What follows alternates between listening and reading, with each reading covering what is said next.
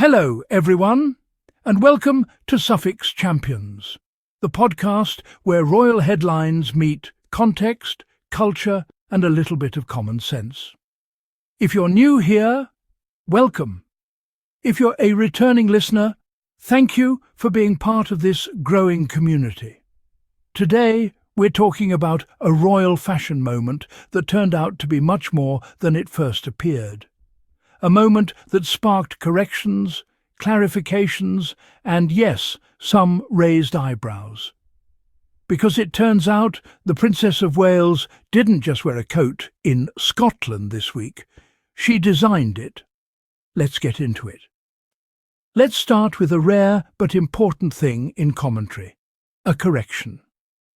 When the Prince and Princess of Wales visited Scotland on Tuesday, I initially said that Catherine had repeated a familiar blue coat. That was incorrect.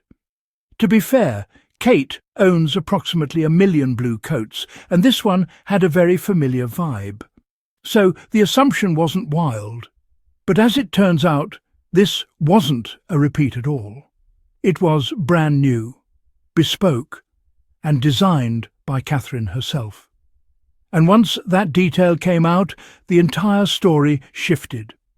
According to the Telegraph's style section, Kensington Palace confirmed that the Princess of Wales worked directly with Johnstone's of Elgin to design the tartan-style fabric used in her bespoke coat by tailor Chris Kerr. This wasn't just a styling choice, it was a statement. Johnstone's of Elgin has been producing textiles in Scotland for over 200 years, holds a royal warrant from the King, represents traditional British craftsmanship under real economic pressure. In other words, this wasn't about fashion for fashion's sake. This was about British industry, heritage textiles, and economic signalling, all wrapped in a very Kate-coded blue tartan. What makes this moment interesting is how different it is from Catherine's earlier relationship with fashion. For years, she seemed almost uncomfortable with the attention her clothes generated. There was a deliberate effort to avoid becoming a fashion princess in the Diana mould. The result? Skinny jeans, nude heels, safe coats neutral everything. Fashion editors weren't always kind.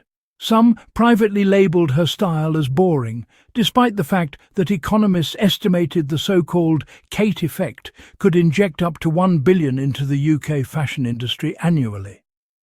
This new move feels like a turning point, a sign of confidence rather than caution.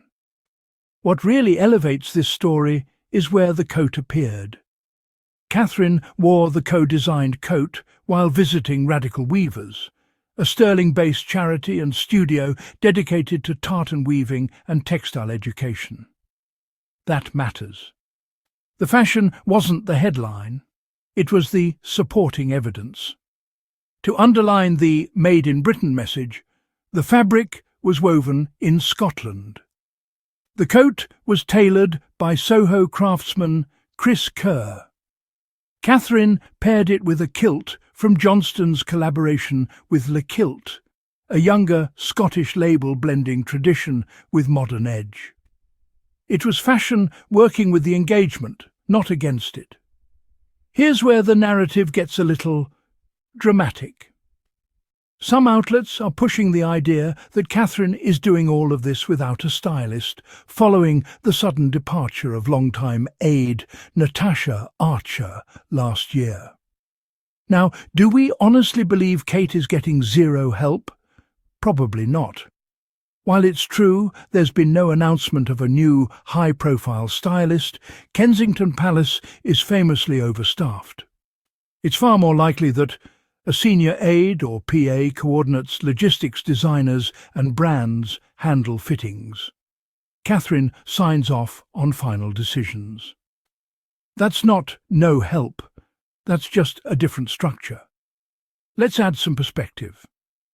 This kind of bespoke, one-of-a-kind fashion is not unusual for senior royals. Queen Elizabeth II worked closely with Angela Kelly. Queen Camilla relies on Fiona Clare as her personal couturier, so Catherine designing or co-designing a coat fits neatly into the Queen-in-Training playbook. The message is continuity, authority and cultural investment. That said, if this coat was made specifically for Catherine, designed to her preferences for her body, then it's fair to ask, shouldn't the tailoring be better? That's not snark, that's observation. When something is truly bespoke, the expectation is precision. And while the craftsmanship is undeniable, the fit sparked questions that wouldn't exist if the coat had simply been off the rack. Still, imperfections don't erase the intent. So what are we really looking at here? Not just a blue coat, not just a Scotland visit, but a Princess of Wales stepping into a more assertive, intentional use of fashion, on her own terms. Less mannequin, more message. And whether you see it as evolution, branding or royal duty, it's clear this wasn't accidental. Thank you so much for listening to Suffolk's Champions. If you enjoyed this episode, don't forget to follow, rate and share. It helps the channel grow more than you know. Until next time, stay curious and we'll talk soon.